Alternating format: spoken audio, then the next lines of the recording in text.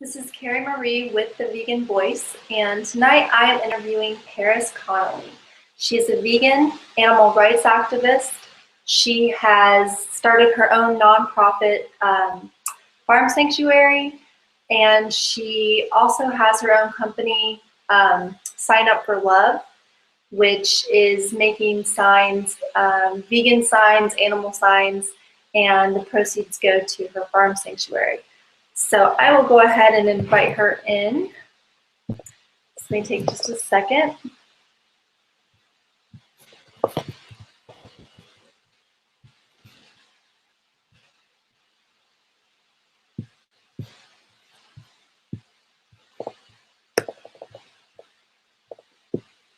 This is just how Google Hangouts on Air makes you do things. So as far as I have been able to figure out, this is the only way to invite someone in to actually participate instead of just watch the interview.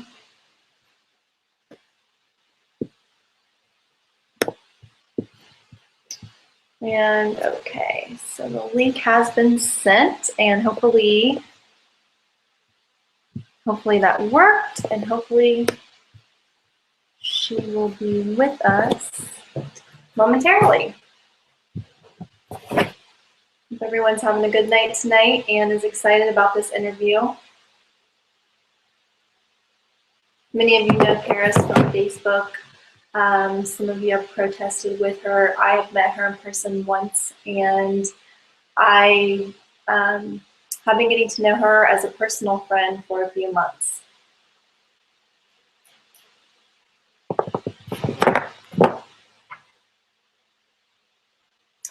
Bear with us. Hopefully, we haven't had too much technical difficulties. You should be logging in soon. So this is a new platform that I'm working with, Google Hangouts on Air, and I've heard amazing things about it. I have by no means mastered it, but I really think it's important right now to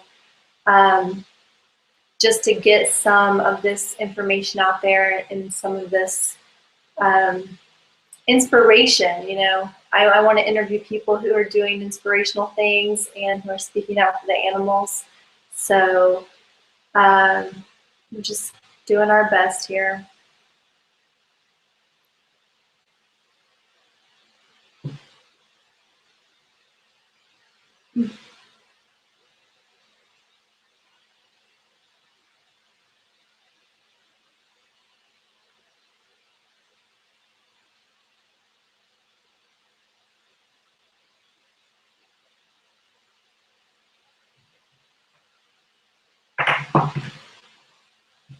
We might edit this part, but if we don't, thank you for being patient and hanging in there with us tonight.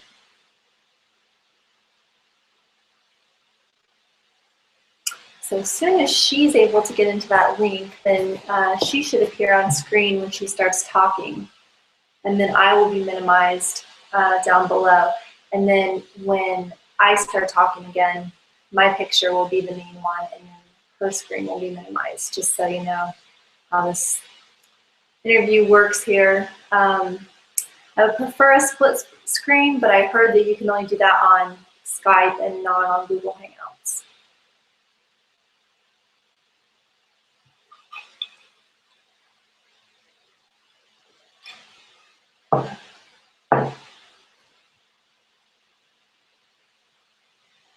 See if one of my dogs want to be on camera while we're waiting. Any of you want to be on camera? You guys know.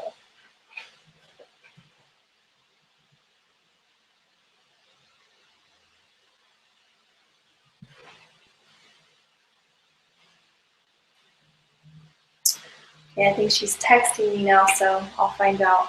Okay, she just got it. So she should be on here any second. Yay! Hope this works. So we can do more interviews this way.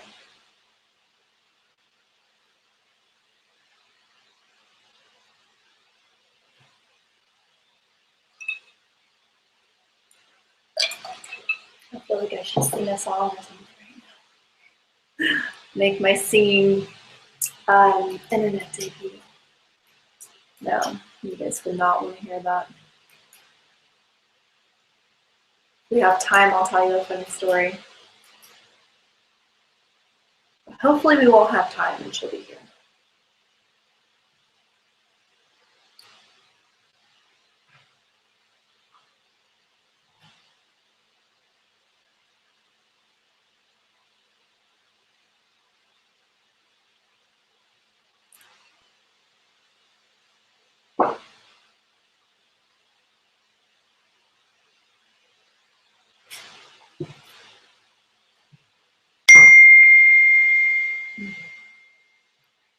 Okay, she says she's coming in now, so fingers crossed this works.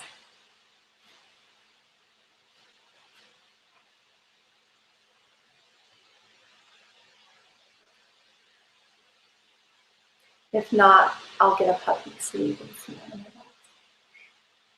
It's always fun to watch a puppy, right? And she's coming. I see her. There you are. Hello. Hi. How are you? Can you There it is. hear me okay? Awesome, it worked. Yay. I was just about to have to sing a song or something. Sorry to keep you waiting. No. You can hear me okay, though? Audio is good? Yeah, it sounds pretty good. I'm going to turn it up just a little bit. I have this little microphone here too that I was, you know what, I'm going to plug it in really quick. Sure, take your time. Yeah, I've already introduced you, Paris, so they kind of know what we're talking about, and we might have to edit some of this, but if not, you know. Yeah, that's cool. I love your office, by the way. I've never seen it set up quite like that. I love the little plant in the background, bringing life into your office. Very nice. Yeah, this plant is actually huge. Oh my gosh. Yeah, it's grown out of 2 pots already, so if it keeps getting any bigger, I don't know what I'm going to do with it, but. Well, it clearly loves your windows. It's thriving in that corner there. It does. It does. Okay, so let's get into this. The first thing I want to know is, how long have you been vegan? Okay, cool. Good first question. I've been vegan for 2.5 years. I became a vegan in October of 2013. I was a vegetarian for about 10 years, sort of taking the lazy vegan approach, I like to call it. You know, dairy, eggs, cheese was a weakness of mine, and just sort of didn't really make the connection with the cruelty and suffering that went on in these industries until I went to a private screening of speciesism that was happening in Boston, where I used to live, and my world was just flipped upside down. I was exposed to, you know, just horrible things that happened, such as, you know, grinding up of male chicks on day 1, and, you know, I saw mother cows slipping and sliding in their own waste, and it was just really, really difficult and jarring for me. And I sort of made the decision right then and there that this was something that was just too much to forget about, and was a process and an exploitive industry that I just couldn't see myself contributing into anymore. So I made the decision to go vegan, sort of had a little bit of a crisis in my life where I wasn't really sure how to continue to go on knowing what was happening around the world. But I tried to take that energy and that frustration and transfer it into a positive direction. And that's when I decided that I wanted to start a sanctuary. Nice. Yeah. Yeah. Yeah, we really can't talk enough about how horrible the things that go on in those factory farms, and just in the animal agriculture industry in general. It's just wretched. Right. Is it weird how, do you notice how, like, when you're talking to yourself, right? Because your face is on the big screen. No, actually, I haven't been coming up. If you click on my icon at the bottom, you shouldn't be able to see you. You should only be able to see me.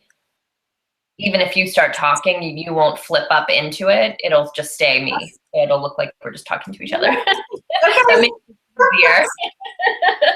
Oh my God. Okay, this is so much better because I was just like, I don't like talking to myself. Because you're like, I'm expecting the other person to be there, and okay. Right. It's a little awkward. Yeah. I'm having a normal virtual conversation with you. Okay. Yes. I learned something new. This is so cool. Okay. So my next question is, you already answered why you went vegan, and then I was going to ask if you were vegetarian before, and you said yes. Um, so how long have you been vegan? 2.5 years? Yep, 2.5 years vegan, vegetarian for 10 years prior to that. So when I was in my, I want to say it was my sophomore year of college, I actually sat in on a presentation that a girl in my speech class did. It was a persuasive speech, and she had 5 minutes to sort of convince the class of why they should go vegetarian. And she talked about the three major moving parts of veganism, actually, but it was translated to me as vegetarian at the time. And she talked about, mass production of animals, pollution to the environment, turmoil and negative effects on our health that we have. And she passed around some leaflets and information on factory farming that was just mind blowing. And I think I was traumatized. The world had just been sort of opened up for me. My eyes were exposed to, just farming in general. I was a city girl and didn't really have a lot of exposure to it, and decided to not eat animals, not realizing, obviously, like I had mentioned, the eggs and the dairy piece of it being so tied in and linked that but I just didn't at the time make the connection. So I lived about a decade, believing that I was doing the right thing, that I wasn't, consuming their flesh. So it was, a step in the right direction. And I was doing as much as I could, not really getting it at that point. And it took until my late 20s for me to figure that out and make the decision that, all of it just isn't something that is worth it, for a few minutes of palate pleasure. It just isn't, we just do too much damage. So yeah, had to make some changes. That's awesome. And you have founded or started a nonprofit, and what is the name of that? It's called Loveland Farm Sanctuary. When I moved to California about a year and a half ago with my boyfriend Dave, I had already had in mind that I wanted to start a farm sanctuary, and we were in Boston at the time when I kind of decided that this is where I wanted to put all my energy. And we weren't sure where in Southern California we would end up, so we looked around. We were looking in San Diego, and we finally settled on Orange County, and there really just isn't anything like it here. So it's actually sort of a great opportunity to bring the world of compassionate living into the community and help just get the word out and create some awareness about living a healthy, cruelty-free lifestyle, how easy it can be, and how positive it can be for so many areas of our life. So I've been working for the last year and a half to sort of kind of concrete the project, and it's under Loveland Farm Sanctuary as a nonprofit organization in California. We've already been gone through the paperwork of being considered we have like an ID number and all of that, but what we don't have is our tax exemption status. So that's something that is a big up and coming project for me. That's something a short-term goal that I'd like to see us get to, is to get that 501c3 status, so we can start, collecting true donations from, those that are interested in supporting the cause. Mm-hmm. And when you think about like having your own farm sanctuary, is that do you get overwhelmed ever by just the thought of do you know what you need to do with the animals, or is it going to be more like a learning process? Or are you going to hire people to, kind of guide you, or? Yeah, I mean, I think it will definitely involve a lot of, hands and hearts. We'll have to, rely on, those in the community that want to be part of it for, helping with volunteer efforts and training. And like I had mentioned, I'm a city girl, so I really, up until a couple years ago, didn't have any exposure to farm animals. And, That's amazing. anything that I knew about them sort of was, true farming. I had some family members that went to agricultural schooling and grew up with animals in their home for the purposes of, food and dairy and eggs. But that was really the only exposure to them that I ever had. So I never really got any hands-on or, bonding or time in that, right? So I, in the last couple of years, have been trying to spend time with them when I can. And I do some volunteering work in our area locally, maybe once a month or once every couple of months. There's a little education center at one of the elementary schools in a nearby town that has farm animals for the kids as a learning opportunity for them on how to take care of them. And it's kind of like a sanctuary. They live their life in peace. They're not, to be used in any way. But they don't have the label of sanctuary. But it does give me the chance to interact with them and spend time with them. And well, I saw a post you had said that you're going back to some animal sanctuary, and then I think you had said or located it at a school, and I was like, what? Yeah, I know it's an interesting little concept that they have, and as of right now, they're doing a really great job of taking care of the animals and allowing them to live peacefully and just be observed and to actually be cared for in terms of their, grooming, feeding, cleaning up of their areas. And so I've had my fair share of shoveling, manure and, bringing bales of hay over and feeding them. And it's been fun. But I mean, when you get to the real crux of farm animals that are rescued from factory farms and that have been neglected and abused situations, yeah, it's a little different. And I think that, that kind of experience I don't quite have yet. I took care of a little hen that sadly passed away named Sparkle. The folks at Blackberry Creek Sanctuary, and I believe it's Colfax, northern part of California, they had asked me to watch their little sweet chicken, Sparkle, and she was at your house? Yeah, house. She stayed with us for 2 or 3 days, and she was deformed. Unfortunately, she was lame and couldn't use one of her wings, and she would flop around, and her legs had bowed out. One of her legs was completely mangled, and she was just a sad, product of the egg industry. And luckily, she experienced. Yeah, it was really hard. It was hard to watch her struggle for sure. So I had to, she had a sling, and so I have a little bit of experience with Sparkle.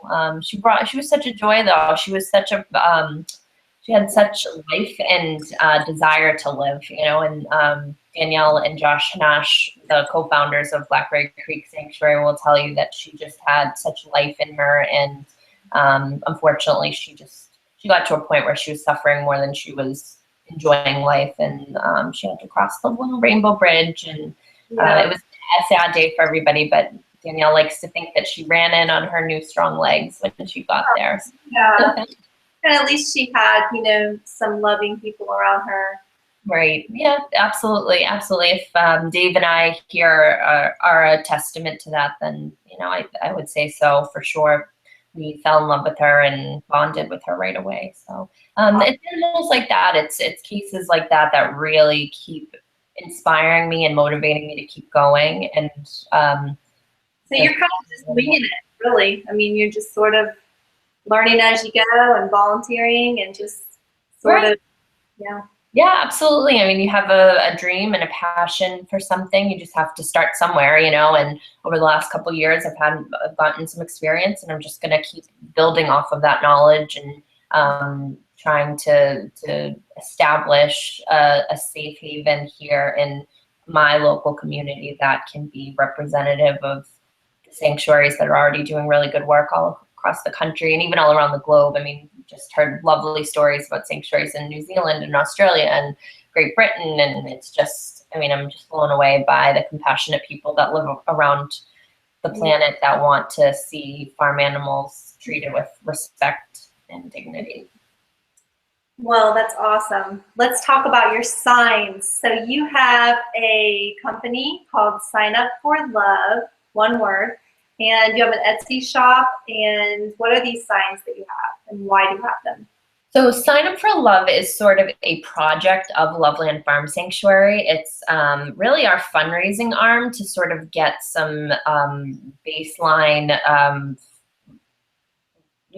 funds in a pot that we can set aside and really start to see grow over the next, year or 2 years, until we can get enough funding to start the sanctuary. And so Sign Up for Love is really your opportunity to sign up for love, for Loveland, by purchasing a decorative sign that I make by hand. They're all custom handmade signs that I paint, and I have that I can show. Yep. And I sell them on Etsy, and then I also sell them at different veg fests and marketplaces that are kind of vegan or cruelty-free based, and just try to get out into the community, create awareness that Loveland is something that is up and coming, and that the signs themselves are a conduit for raising funds to be able to start that sanctuary. So I have some of them that I'm happy to show you if you'd like to see them.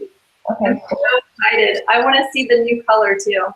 Yeah, I have a couple new colors. So this is one of the first original signs that was made. This is the Vegan is Love sign, and I originally designed it with a gray paw print here, and then I branched out and did red, and I also have pink hearts too. So it's a nice little heart kind of shaped sign that I think is representative of how we feel as vegans. Vegan is love, our hearts are love. I also have my friends. I love that one.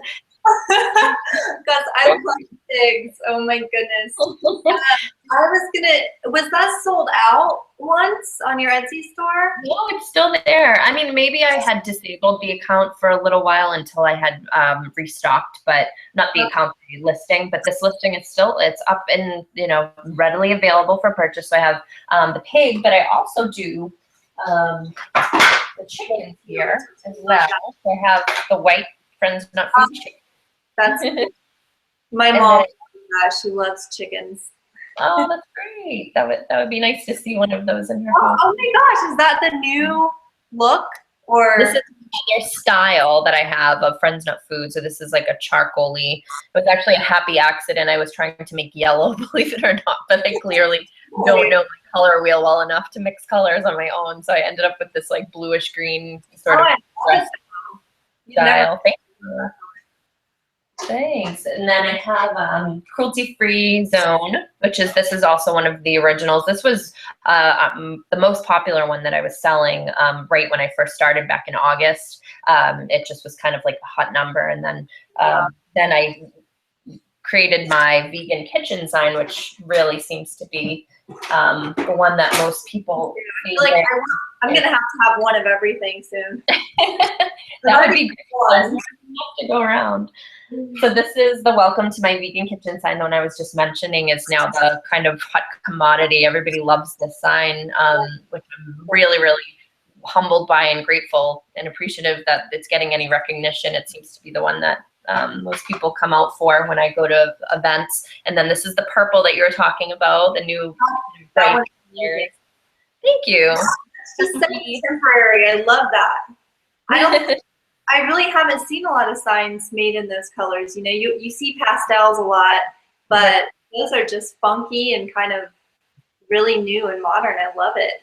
Thank you. I'm trying to appeal to all styles, because I know that there's, being vegan isn't, it's a specific type of person. It is, transcendent across all different likes and styles and interests and political, favorites and religious, entities. I mean, you can be any type of vegan that, is in your heart, and you might like bold colors. You might like the flat colors. Like here's another sign called the Prepare with Love sign.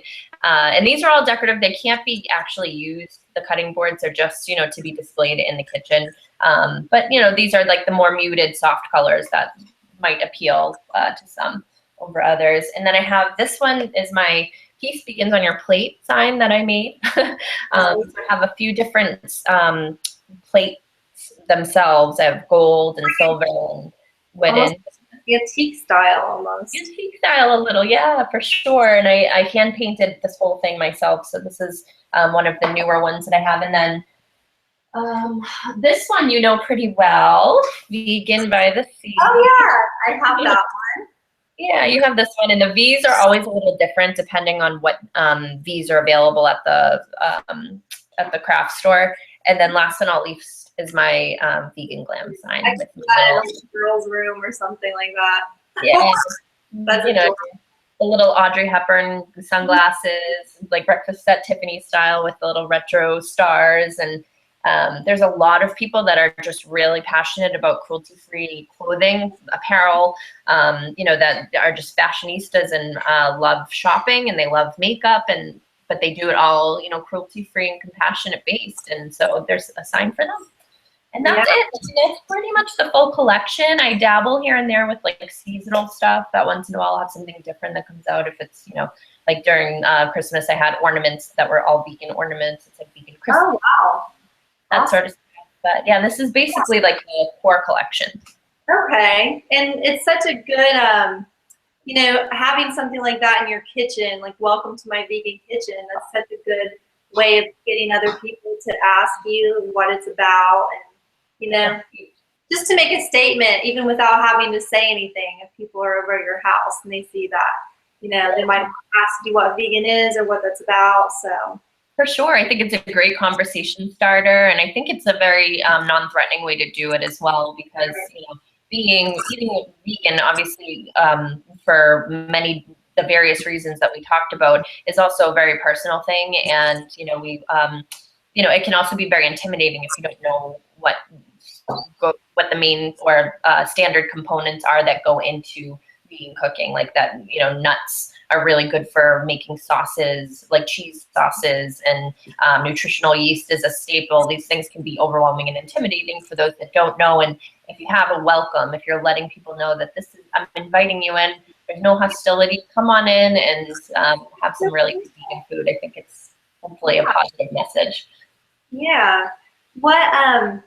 I was going to say, if someone wants to order a sign from you, what's the best way to go about that? Are there multiple ways or just one? Or?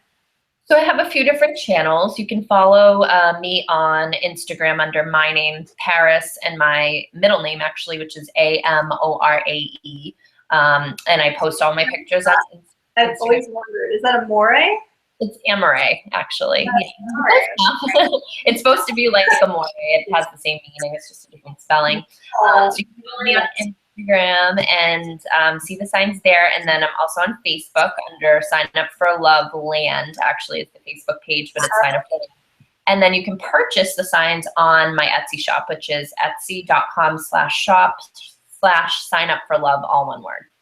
Okay, or the way I found you was I just went to Etsy and I did a search for Sign Up for Love. Right, you can do that too. Yeah, sure.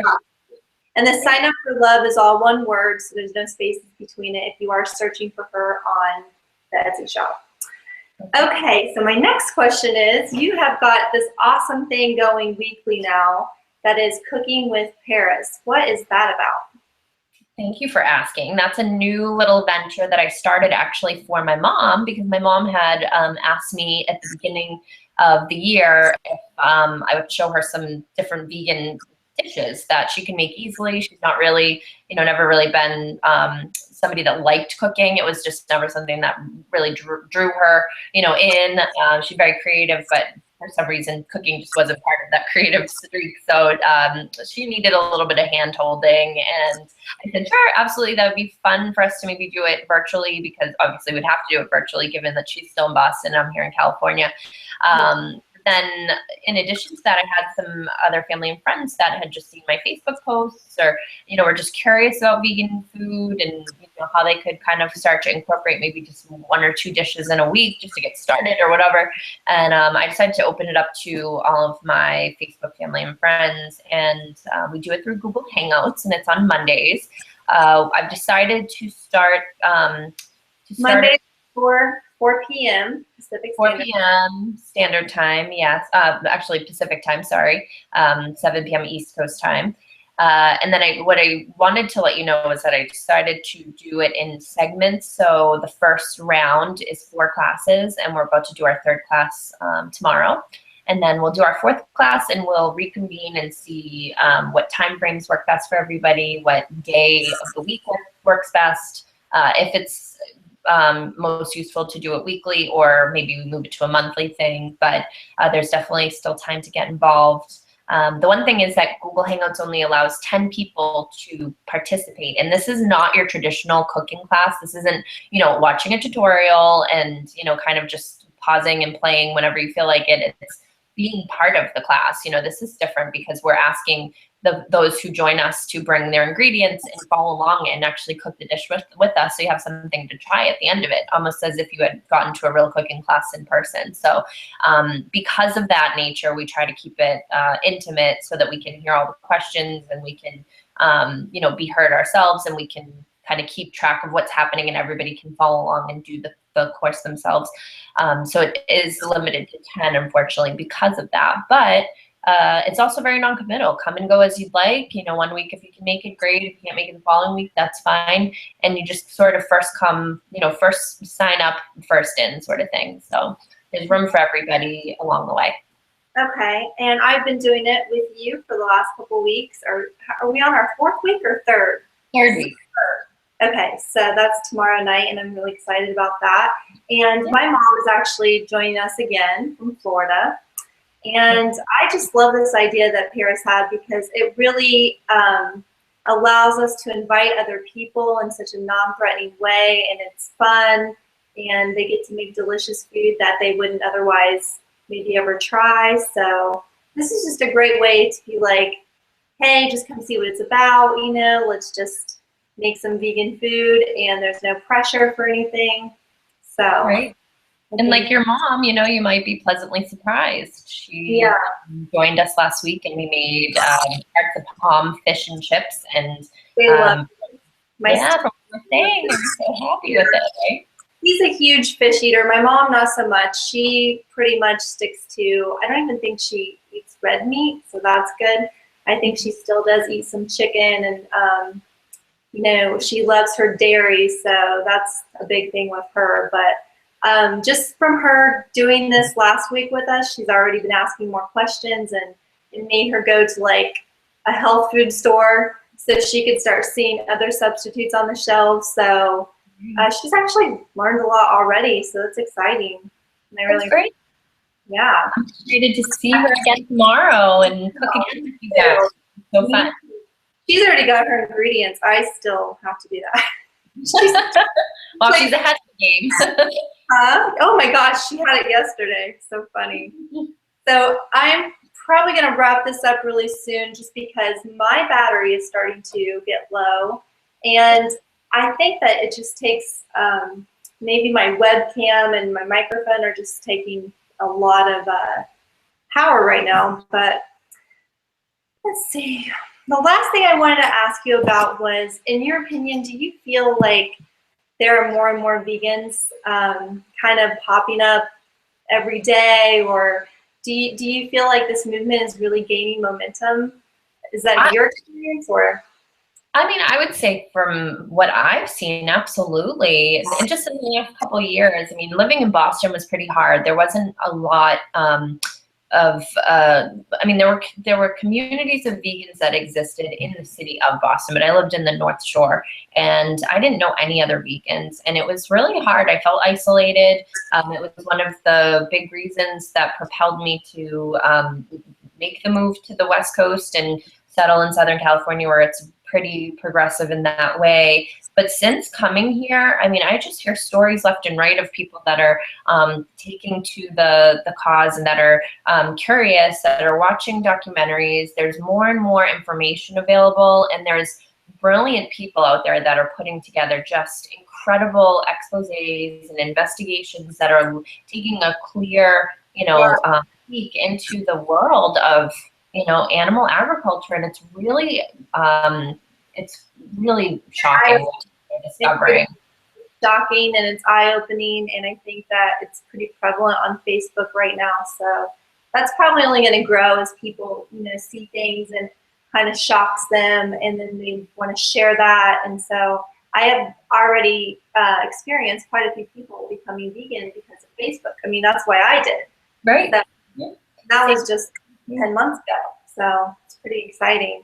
Absolutely. I feel like social media has just been such an amazing conduit for getting the message out. And it's a place that I personally love to, just share information, create awareness, try to, at least with my own personal network of people, my family and friends, because I already have a relationship with them, I hope that, it's a softer, not sell or pitch, but it's easier for them to digest and hopefully pique their interest in a way that allows them to want to take the initiative to further their research and really see what's happening, because it's everyone that becomes a vegan wasn't at one point, for the most part, right? So we all started out as non-vegans, really just not understanding and having any clue what went on. And those that have made the shift to become a vegan and live vegan have seen things that have just our minds. Yeah, we can't articulate it. We can't put it into words. And the only thing that we can suggest and share with those that we care about is that they also at least see what we've seen before deciding. Don't make your mind up based on social conditioning or whatever you've been told over the years, because we've all heard it. We've all heard, oh, vegans are weird. Vegans are, elitist and entitled.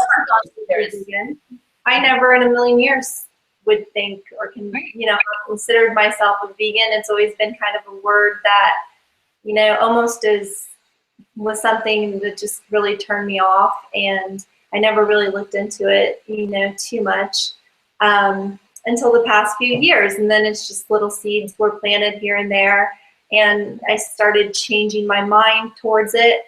But then, for whatever reason, just didn't make the leap. And then one night I saw this horrible video on Facebook of some piglets in a factory farm, and something just clicked. And it was just like, okay, I've got to stop this. I can't continue to participate in this. So right. I definitely think that people are waking up more and more.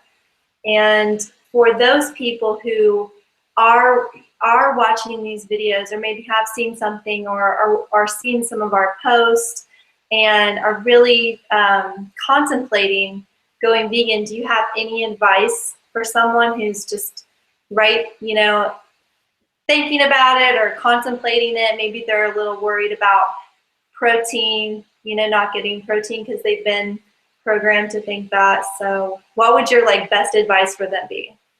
I would just say that, coming from my own past experience of not knowing to knowing, I would really encourage people to listen to their hearts and listen to their instincts, their gut, whatever tells them, whatever their heart is telling them. If their heart's leading them in the direction of not wanting to participate, not wanting to pay into a system that's really truly broken and heartbreaking, then to listen to that and allow that to give them the fuel to keep learning, keep going, continue researching, continue watching the videos. If you're concerned about the health aspects of it, there are tons of incredible pieces of information that exist that will guide you and allow you to see it from a different perspective. Forks Over Knives is an incredible documentary that is free on Netflix that you can watch and see that this misconception that vegans are unhealthy or that you don't get all of the nutrients and vitamins that you need on a plant-based diet is just categorically false. It'll give you actually insight that is the complete opposite of that, that shows you that these nutrients can all be found in the plants around us, the fruits, the vegetables, the grains. Whole foods, plant-based diet is, an incredible way to combat some of the chronic, and deadly health conditions that really have taken over the Western Hemisphere. So yeah, just keep going. Don't give up. Everybody's got something, Yeah. There's every day, and they have some condition, and they're taking a certain medication for something, and it's like, knock on wood, I'm completely medication free, but now that I'm vegan, I plan to stay that way. And it's just an amazing feeling knowing that you're actually getting healthier and healthier as time goes by, you know? Right. Now. Yeah, absolutely. And then the other thing that I would say, oh, I'm sorry, there's like a little bit of a delay. I can't hear you. Just one last thing that I would recommend too is to find a community, find people that are like-minded, that will support your decisions. Don't, at least what is it? at least somebody. I mean, you may not have access to a whole community at first, because a lot of people are living in areas where they don't even have very many vegan restaurants yet. But at least find there's got to be someone, whether it's Facebook, whether it's you can look on Craigslist or meetups.com maybe. If there's a vegan place in your community or a meeting you could go to. So there are resources out there. Is what we're saying, yeah. For sure, yeah. Meetup is a great conduit for that. So definitely look at Meetup to find local people in your community that are doing different activities, whether it be picnics, gatherings, protests, whatever, and just latch onto those people and don't allow the thoughts of other people to decide.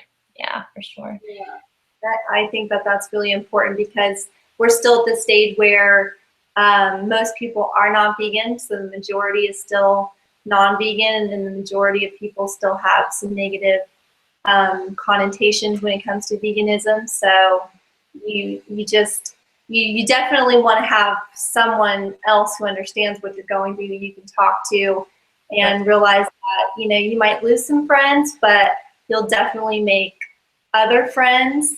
And just the compassion that vegans have in general for animals, I feel extends also to the compassion that they have for other humans. So it's a nice connection. Absolutely, 100% agree with that statement for sure.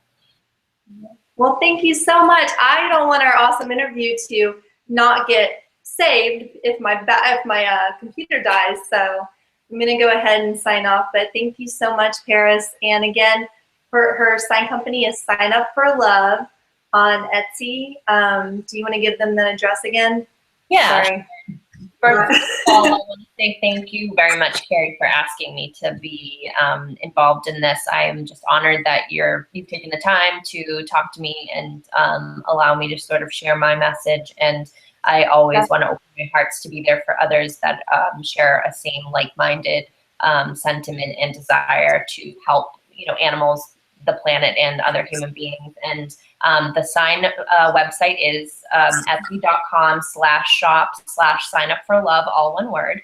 And then lastly, if you'd like to read more about what we're trying to do with Loveland Farm Sanctuary, you can, oh no.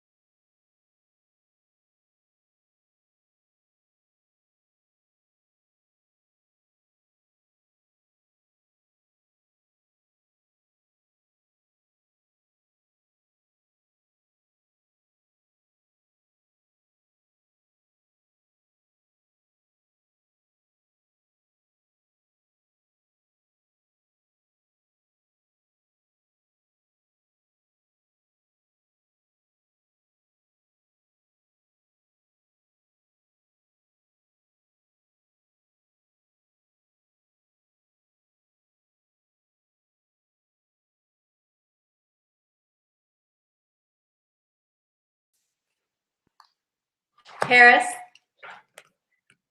Okay, my computer actually did die, so now I need to just have her come back in really quick.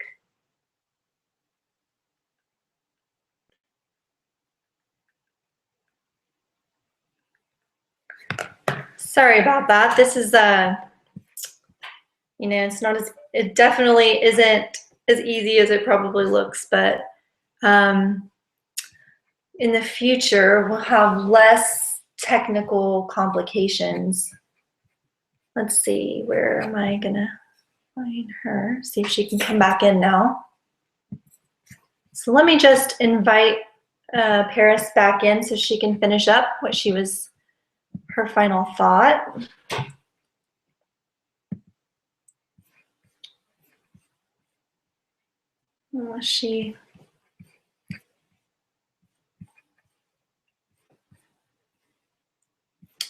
Let's see here.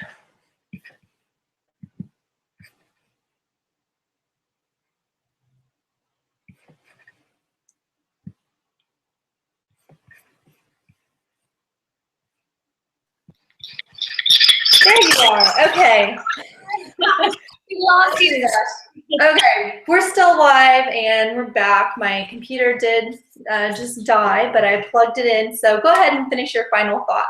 You're such a sweetheart. Thank you very much. Well, again, I just want to thank you, Carrie, for your time today and for inviting me to do this. And I just love your videos. You are such a voice for this movement and for animals all across the globe that don't have a voice. And I just can't thank you enough. I admire you beyond words. Yes. To talk about Loveland Farm Sanctuary, just for one final moment, we do have a business plan that is up on our website. So if you're curious about what we're trying to do, if you'd like to be involved in any way or become a private, investor or capital funder, or have any connections that would help us with grants or things along those lines that will help us move the needle a little bit, you can check out my business plan, which is a 14-page business plan on the website, which is lovelandfarmsanctuary.org. It's just one page, but it does give you access to the 14-page business plan that I have here. That's pretty in-depth. It's, a 3 to 5 year plan that has kind of all of our details mapped out there. So take a look at that. And so you are so organized. You are ready for this. I'm ready for sure. Yeah. Stay connected with me. Find me on Facebook.